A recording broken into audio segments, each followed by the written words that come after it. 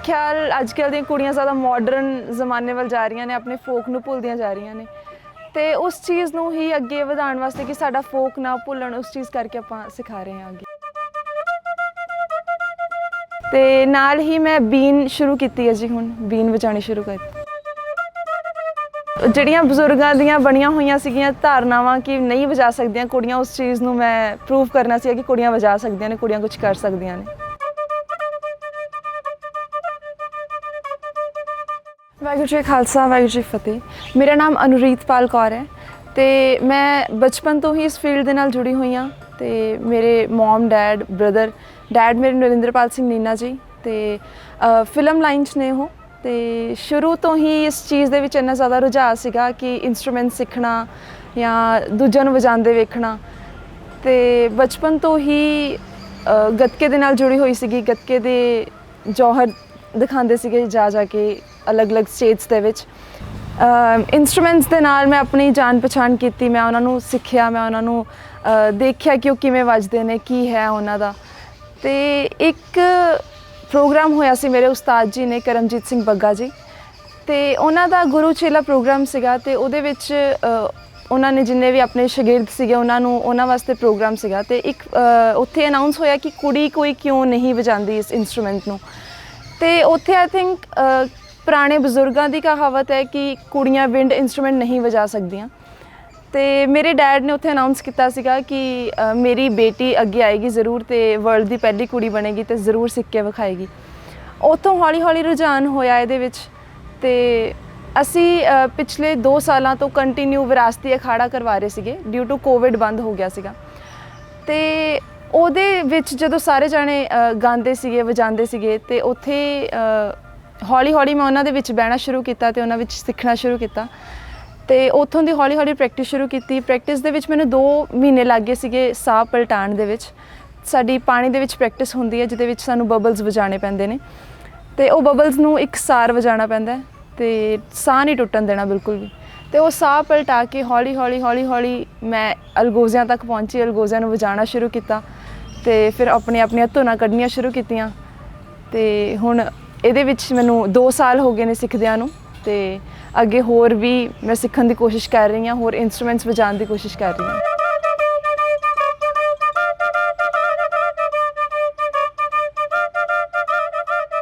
ਇਹਦੇ ਵਿੱਚ ਸਾਨੂੰ ਸਾਹ ਨੂੰ ਪਲਟਾਉਣਾ ਆਉਣਾ ਚਾਹੀਦਾ। ਸਾਹ ਅਸੀਂ ਇਨਹੇਲ ਐਕਸੇਲ ਕਰਦੇ ਹਾਂ, ਸਾਡੀ ਸਾਹ ਦੀ ਬਹੁਤ ਪ੍ਰੈਕਟਿਸ ਹੈ, ਪੇਟ ਤੋਂ ਸਾਹ ਲੈਣਾ ਪੈਂਦਾ ਤਾਂ ਕਰਕੇ ਥੋੜ੍ਹਾ ਡਿਫਿਕਲਟ ਹੁੰਦੇ ਨੇ ਵਜਾਉਣੇ। ਜੀ ਮੈਂ ਇਜਿਪਟ ਤੇ ਵੀਅਤਨਾਮ ਮੈਂ ਪਰਫੋਰਮ ਕੀਤਾ ਹੋਇਆ ਹੈ ਤੇ ਇੰਡੀਆ ਨੂੰ ਰਿਪਰੈਜ਼ੈਂਟ ਕਰਨ ਗਏ ਸੀਗੇ ਅਸੀਂ ਗਵਰਨਮੈਂਟ ਵੱਲੋਂ। ICCR ਦਾ ਟ੍ਰਿਪ ਸੀਗਾ ਸਾਡਾ ਵੀਅਤਨਾਮ ਦਾ, ਇਜਿਪਟ ਦਾ, ਤੇ ਉੱਥੇ ਮੈਂ ਪਰਫੋਰਮ ਕੀਤਾ ਸੀਗਾ। ਮੈਂ ਐਜ਼ ਅ ਮੁੰਡਾ ਬਣ ਕੇ ਗਈ ਸੀ ਉਹਨਾਂ ਦੇ ਨਾਲ, ਬਿਕਾਜ਼ ਉੱਥੇ ਭੰਗੜੇ ਦੀ ਮੁੰਡਿਆਂ ਦੀ ਟੀਮ ਸੀਗੀ ਤੇ ਮੈਂ ਉਹਦੇ ਵਿੱਚ ਮੁੰਡਾ ਬਣ ਕੇ ਭੰਗੜਾ ਪਾਇਆ ਸੀ ਤੇ ਅਲਗੋਜ਼ੇ ਵਜਾਏ ਸੀ, ਗੱਤਕਾ ਖੇਡਿਆ ਸੀਗਾ। ਮਤਲਬ ਮੇਰੇ ਘਰਦਿਆਂ ਨੇ ਵੀ ਕਦੇ ਮੈਨੂੰ ਐਜ਼ ਅ ਗਰਲ ਨਹੀਂ ਰੱਖਿਆ, ਮੈਨੂੰ ਐਜ਼ ਅ ਮੁੰਡਾ ਹੀ ਟਰੀਟ ਕੀਤਾ ਹੈਗਾ ਤੇ ਮੈਂ ਮੁੰਡਿਆਂ ਦੇ ਬਰਾਬਰ ਭੰਗੜਾ ਪਾ ਲੈਂਦੀ ਹਾਂ, ਇਸ ਕਰਕੇ ਮੈਂ ਮੁੰਡਿਆਂ ਦੀ ਟੀਮ 'ਚ ਪਰਫੋਰਮ ਕੀਤਾ ਸੀਗਾ। ਜਦੋਂ ਮੈਂ ਉੱਥੇ ਪਰਫੋਰਮ ਕੀਤਾ ਸੀਗਾ ਗੱਤਕਾ ਵੀ ਤੇ ਅਲਗੋਜ਼ੇ ਵੀ, ਤੇ ਮੈਨੂੰ ਉੱਥੇ ਜ਼ਰੂਰ ਸਭ ਨੇ ਐਪਰੀਸ਼ੀਏਟ ਕੀਤਾ ਸੀਗਾ ਤੇ ਉੱਥੇ ਸਭ ਤੋਂ ਜ਼ਿਆਦਾ ਹੂਟਿੰਗ ਹੋਈ ਸੀ ਕਿ ਵੰਸ ਮੋਰ।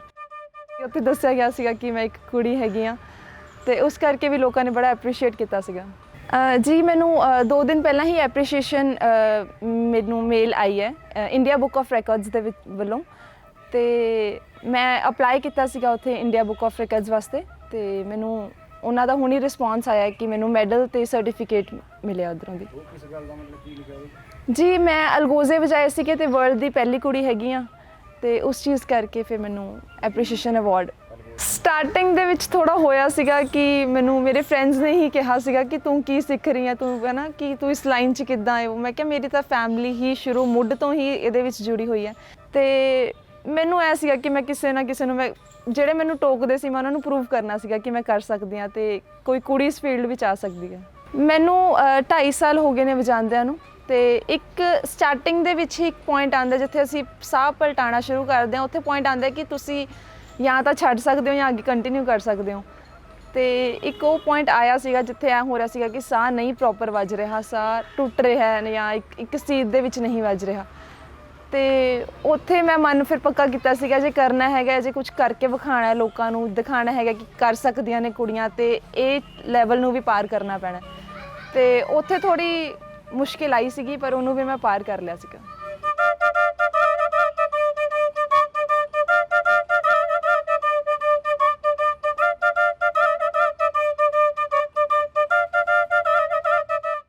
ਮੇਰਾ ਖਿਆਲ ਅੱਜ ਕੱਲ੍ਹ ਕੁੜੀਆਂ ਵੈਸਟਰਨ ਵੱਲ ਜ਼ਿਆਦਾ ਨੇ ਤੇ ਉਹਨਾਂ ਨੂੰ ਐਂ ਲੱਗਦਾ ਕਿ ਸ਼ਾਇਦ ਇਹ ਚੀਜ਼ ਅੱਜ ਕੱਲ੍ਹ ਨਹੀਂ ਇੰਨੀ ਚੱਲ ਰਹੀ ਜਾਂ ਗਿੱਧਾ ਨਹੀਂ ਇੰਨਾ ਜ਼ਿਆਦਾ ਫੇਮਸ ਹੈਗਾ, ਬਟ ਮੈਨੂੰ ਐਂ ਲੱਗਦਾ ਕਿ ਸ਼ਾਇਦ ਗਿੱਧਾ ਜੇ ਪਾਉਂਗੇ ਤਾਂ ਉਹ ਜ਼ਿਆਦਾ ਬੈਟਰ ਹੁੰਦਾ ਵੈਸਟਰਨ ਵਗੈਰਾ ਨਾਲੋਂ, ਤੇ ਆਪਣੇ ਫੋਕ ਨੂੰ ਯਾਦ ਰੱਖਦੀਆਂ ਨੇ, ਆਪਣੇ ਫੋਕ ਨਾਲ ਜੁੜੇ ਰਹਿੰਦੇ ਹਾਂ ਆਪਾਂ। ਤੇ ਬਸ ਜੀ ਨਹੀਂ ਪੜਾਸ ਤਾਂ ਨਹੀਂ, ਪਰ ਅੰਦਰੋਂ ਬਹੁਤ ਖੁਸ਼ੀ ਮਿਲਦੀ ਹੈ। ਜਿਵੇਂ ਅੱਜ ਕੱਲ੍ਹ ਕੁੜੀਆਂ ਭੰਗੜਾ ਪਾ ਕੇ ਜਿਵੇਂ ਪਰਫਾਰਮ ਕਰ ਰਹੀਆਂ ਨੇ, ਵੀਡੀਓਜ਼ ਮੈਂ ਵੀ ਦੇਖਦੀ ਹਾਂ, ਪਰ ਕੁੜੀਆਂ ਦੇ ਵਿੱਚ ਨਾ ਕੁੜੀਆਂ ਵਾਲੀ ਨਜ਼ਾਕਤ ਨਹੀਂ ਰਹਿ ਗਈ। ਉਹ ਭੰਗੜੇ ਦੇ ਵਿੱਚ ਆ ਕੇ ਉਹ ਮੁੰਡਿਆਂ ਵਾਂਗੂ ਹੀ ਆਪਣੇ ਆਪ ਨੂੰ ਟਰੀਟ ਕਰਦੀਆਂ ਨੇ। ਸੂਟ ਪਾ ਕੇ ਜਦ ਕੁੜੀ ਗਿੱਧਾ ਪਾਉਂਦੀ ਹੈ ਉਹਦੀ ਨਜ਼ਾਕਤ ਇੱਕ ਅਲੱਗ ਹੁੰਦੀ ਹੈ, ਤੇ ਉਹ ਰੁਤਬਾ ਇੱਕ ਅਲੱਗ ਹੁੰਦਾ ਕਿ ਇੱਕ ਕੁੜੀ ਵਾਂਗੂ ਹੀ ਡਾਂਸ ਕਰ ਰਹੀ ਹੈ। ਤੇ ਅਸੀਂ ਵੀ ਦੇਖਦੇ ਹਾਂ ਪੱਟ ਥਾਪੀਆਂ ਕੁੜੀਆਂ ਨਹੀਂ ਮਾਰਦੀਆਂ, ਤੇ ਉਹ ਸਭ ਕੁਝ ਮੱਦੇ ਨਜ਼ਰ ਰੱਖਦੇ ਹੋਏ ਅਸੀਂ ਸਭ ਨੂੰ ਇਹੀ ਦੱਸਦੇ ਹਾਂ ਕਿ ਗਿੱਧਾ ਕੁੜੀਆਂ ਹੀ ਪਾ ਸਕਦੀਆਂ ਨੇ, ਮੁੰਡੇ ਨਹੀਂ ਪਾ ਸਕਦੇ। ਭੰਗੜਾ ਜਿਹੜਾ ਮੁੰਡੇ ਪਾ ਸਕਦੇ ਨੇ ਉਵੇਂ ਕੁੜੀਆਂ ਨਹੀਂ ਪਾ ਸਕਦੀਆਂ। ਮੈਨੂੰ ਬਹੁਤ ਲੋਕ ਸੋਸ਼ਲ ਮੀਡੀਆ 'ਤੇ ਕਹਿੰਦੇ ਨੇ ਕਿ ਤੁਸੀਂ ਕੀ ਲੱਚਰ ਡਾਂਸ ਕਰ ਰਹੇ ਹੋ ਜਾਂ ਕੁਝ ਕਰ ਰਹੇ ਹੋ, ਪਰ ਮੇਰਾ ਜਵਾਬ ਸਾਰਿਆਂ ਨੂੰ ਇੱਕੋ ਹੀ ਹੈਗਾ ਕਿ ਅਸੀਂ ਫੋਕ ਨਾਲ ਜੁੜੇ ਹੋਏ ਹਾਂ, ਅਸੀਂ ਫੋਕ ਨੂੰ ਹੀ ਸੰਭਾਲ ਰਹੇ ਹਾਂ। ਕੋਈ ਲੱਚਰ ਡਾਂਸ ਨਹੀਂ ਹੈਗਾ ਜਾਂ ਕੋਈ ਗਲਤ ਕੱਪੜੇ ਨਹੀਂ ਪਾਏ ਹੋਏ, ਸੂਟ ਪਾ ਕੇ ਹੀ ਕਰਦੇ ਹਾਂ। ਤੇ ਜੇ ਦਸਤਾਰ ਬੰਨੀ ਹੋਈ ਹੈ, ਇਹਦਾ ਮਤਲਬ ਇਹ ਨਹੀਂ ਕਿ ਆਪਾਂ ਆਪਣੇ ਫੋਕ ਨੂੰ ਅੱਗੇ ਨਹੀਂ ਲੈ ਕੇ ਆ ਸਕਦੇ। ਪੰਜਾਬ ਦਾ ਵਿਰਸਾ ਹੈਗਾ, ਸਾਡਾ ਵਿਰਸਾ ਹੈਗਾ, ਇਹਨੂੰ ਸੰਭਾਲਣਾ ਸਾਡੀ ਹੀ ਜ਼ਿੰਮੇਵਾਰੀ ਹੈਗੀ ਹੈ। ਅਜੀਬ ਤਾਂ ਨਹੀਂ ਲੱਗਦਾ ਜਦੋਂ ਅਸੀਂ ਕਿਸੇ ਨੂੰ ਜਦ ਮੇਰੇ ਨਾਲ ਕੋਈ ਮੇਰੀ ਭੈਣ ਹੁੰਦੀ ਹੈ, ਮੈਂ ਜ਼ਰੂਰ ਕਹਿੰਦੀ ਕਿ ਮੇਰੀ ਭੈਣ ਹੈਗੀ ਹੈ। ਆਪਾਂ ਉੱਥੇ ਨਹੀਂ ਕਹਿੰਦੇ ਕਿ ਮੇਰੀ ਸਿਸਟਰ ਹੈਗੀ ਹੈ, ਮੇਰੀ ਦੀਦੀ ਹੈਗੀ ਹੈ, ਮੈਂ ਭੈਣ ਹੀ ਲਫ਼ਜ਼ ਯੂਜ਼ ਕਰਦੀ ਹਾਂ। ਅਤੇ ਕਿਤੇ ਨਾ ਕਿਤੇ ਸ਼ਾਇਦ ਮਾਡਰਨ ਜ਼ਮਾਨੇ ਕਰਕੇ ਆਪਾਂ ਜਲਦੀ ਦੇ ਵਿੱਚ ਕੁਝ ਲਫ਼ਜ਼ ਇਹੋ ਜਿਹੇ ਨਿਕਲ ਜਾਂਦੇ ਨੇ ਜਿਹੜਾ ਆਪਾਂ ਨਹੀਂ ਕਈ ਵਾਰੀ ਧਿਆਨ ਦੇ ਸਕਦੇ। ਅਤੇ ਆਈ ਥਿੰਕ ਬੋਲਣਾ ਚਾਹੀਦਾ ਸਾਨੂੰ, ਆਪਣੇ ਜਿਹੜੇ ਲਫ਼ਜ਼ ਹੈਗੇ ਨੇ ਸੰਭਾਲਣੇ ਚਾਹੀਦੇ ਨੇ। ਨਹੀਂ, ਮੈਂ ਡਿਜੀਟਲ ਮਾਰਕੀਟਰ ਅਤੇ ਗ੍ਰਾਫਿਕ ਡਿਜ਼ਾਈਨਰ ਹੈਗੀ ਹਾਂ, ਅਤੇ ਮੈਂ ਇਸ ਫੀਲਡ ਦੇ ਵਿੱਚ ਤਾਂ ਬਚਪਨ ਤੋਂ ਜੁੜੀ ਹੋਈ ਸੀਗੀ। ਸਟੱਡੀ ਤਾਂ ਜ਼ਰੂਰੀ ਹੈਗੀ ਹੈ, ਸਟੱਡੀ ਤਾਂ ਮਸਟ ਹੈ, ਅਤੇ ਸਟੱਡੀ ਦੇ ਨਾਲ ਹੀ ਮੈਂ ਇਹ ਸ਼ੌਂਕ ਆਪਣੇ ਜਿਹੜੇ ਨਾਲ ਕੰਟੀਨਿਊ ਰੱਖੇ। ਅਤੇ ਬੇਸਿਕਲੀ ਮੈਂ ਘੋੜ ਸਵਾਰੀ ਵੀ ਕਰਦੀ ਹਾਂ, ਮੈਂ ਗੱਤਕਾ ਵੀ ਖੇਡਦੀ ਹਾਂ ਜੀ। ਨਹੀਂ ਰੱਖੇ ਨਹੀਂ ਹੋਏ ਜੀ, ਮੈਂ ਵੈਸੇ ਜਿਵੇਂ ਸ਼ੂਟਿੰਗਸ ਵਗੈਰਾ ਦੇ ਵਿੱਚ ਮੈਂ ਇੱਕ ਟਾਈਟਲ ਸੌਂਗ ਆਇਆ ਸੀ ਪ੍ਰਾਊਡ ਟੂ ਬੀ ਸਿੱਖ ਦਾ 2 ਦਾ, ਅਤੇ ਉਹਦੇ ਟਾਈਟਲ ਸੌਂਗ ਦੇ ਵਿੱਚ ਮੈਂ ਘੋੜਾ ਚੱਕਿਆ ਸੀਗਾ ਜੀ। ਮੈਂ ਇਹਦਾ ਟਾਈਟਲ ਸੌਂਗ ਹੀ ਕੀਤਾ ਸੀਗਾ। ਮੈਂ ਵੈਸੇ ਤਾਂ ਫਿਲਮ ਲਾਈਨ 'ਚ ਮੈਂ ਨਹੀਂ ਹੈਗੀ।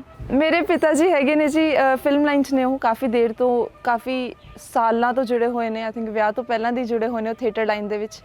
ਅਤੇ ਮੇਰੇ ਮਾਤਾ ਜੀ ਸੁਖਬੀਰ ਪਾਲ ਕੌਰ, ਉਹ ਵੀ ਫਿਲਮ ਲਾਈਨ 'ਚ ਹੀ ਨੇ। ਸਾਰੀ ਫੈਮਿਲੀ ਹੀ ਇਸ ਫੀਲਡ 'ਚ ਹੈਗੀ ਹੈ। ਜੇ ਮੌਕਾ ਮਿਲੇਗਾ ਆਪਣੇ ਵਿਰਸੇ ਨੂੰ ਸੰਭਾਲਣ ਦਾ ਜਾਂ ਆਪਣੇ ਸਿੱਖ ਇਤਿਹਾਸ ਨੂੰ ਅੱਗੇ ਰਿਪਰੈਜ਼ੈਂਟ ਕਰਨ ਦਾ, ਤਾਂ ਮੈਂ ਜ਼ਰੂਰ ਜਾਊਂਗੀ ਜੀ। ਅਸੀਂ ਪਿਛਲੇ 2 ਸਾਲਾਂ ਤੋਂ ਕੰਟੀਨਿਊ ਅਸੀਂ ਹਰ ਮੰਥ ਲਾਸਟ ਸੰਡੇ ਅਸੀਂ ਵਿਰਾਸਤੀ ਅਖਾੜਾ ਕਰਵਾਉਂਦੇ ਸੀਗੇ, ਅਤੇ ਡਿਊ ਟੂ ਕੋਵਿਡ ਉਹ ਬੰਦ ਕੀਤਾ। ਅਤੇ ਅਸੀਂ 2 ਸਾਲ ਪੂਰੇ ਕੰਟੀਨਿਊ ਵਿਦਆਊਟ ਕਿਸੇ ਦੀ ਫੰਡਿੰਗ ਤੋਂ, ਵਿਦਆਊਟ ਕਿਸੇ ਦੀ ਮਦਦ ਤੋਂ ਅਸੀਂ 2 ਸਾਲ ਅਖਾੜਾ ਚਲਾਇਆ ਹੈਗਾ।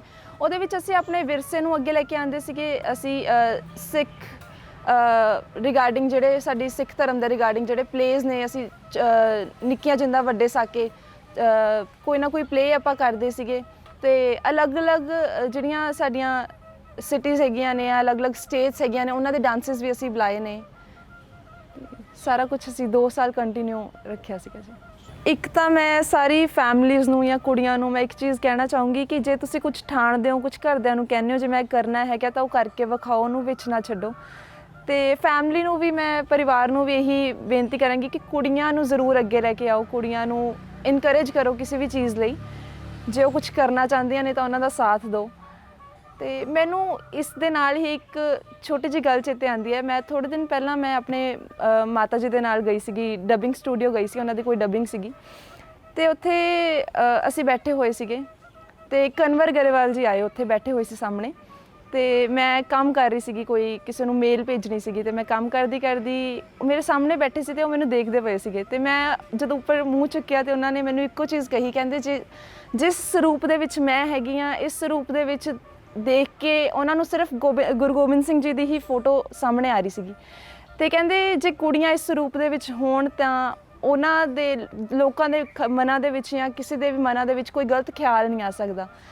ਤੇ ਉਹਨਾਂ ਨੇ ਮੈਨੂੰ ਬਹੁਤ ਐਪਰੀਸ਼ੀਏਟ ਕੀਤਾ ਸੀ। ਫਿਰ ਮੈਂ ਉਹਨਾਂ ਨੂੰ ਦੱਸਿਆ ਕਿ ਮੈਂ ਐਵੇਂ ਅਲਗੋਜ਼ੇ ਵਜਾਉਂਦੀ ਹਾਂ, ਤੇ ਉਹਨਾਂ ਨੇ ਉਦੋਂ ਵੀ ਮੈਨੂੰ ਬਹੁਤ ਐਪਰੀਸ਼ੀਏਟ ਕੀਤਾ। ਤੇ ਇਹਨਾਂ ਹੀ ਗੱਲਾਂ ਦੇ ਨਾਲ ਬਹੁਤ ਜ਼ਿਆਦਾ ਪੋਜ਼ਿਟਿਵਿਟੀ ਮਿਲਦੀ ਹੈ। ਤੇ ਮੈਂ ਇਹੀ ਕਹਿ ਸਕਦੀ ਹਾਂ ਕਿ ਕੁੜੀਆਂ ਜੇ ਆਪਣੇ ਸਿੱਖ ਧਰਮ ਦੇ ਨਾਲ ਜਾਂ ਆਪਣੇ ਪੰਜਾਬੀ ਵਿਰਸੇ ਦੇ ਨਾਲ ਜ਼ਰੂਰ ਜੁੜ ਕੇ ਰਹੋ। ਇਹਨੂੰ ਜੋ ਚੀਜ਼ ਖਤਮ ਹੋ ਰਹੀ ਹੈ ਉਸ ਚੀਜ਼ ਨੂੰ ਅਸੀਂ ਬਚਾ ਕੇ ਰੱਖੀਏ ਤਾਂ ਬਹੁਤ ਜ਼ਰੂਰੀ ਹੈ, ਬਹੁਤ ਜ਼ਿਆਦਾ। ਤੇ ਮੈਂ ਇਹਨੂੰ ਸਾਰੀ ਉਮਰ ਆਪਣੇ ਨਾਲ ਰੱਖਣਾ ਚਾਹੁੰਦੀ ਹਾਂ ਤੇ ਸਭ ਨੂੰ ਦਿਖਾਉਣਾ ਚਾਹੁੰਦੀ ਹਾਂ ਕਿ ਸਾਡਾ ਵਿਰਸਾ ਜਿਹੜਾ ਪਿੱਛੇ ਰਹਿ ਰਿਹਾ ਹੈ ਉਹਨੂੰ ਅੱਗੇ ਲੈ ਕੇ ਆਵਾਂ।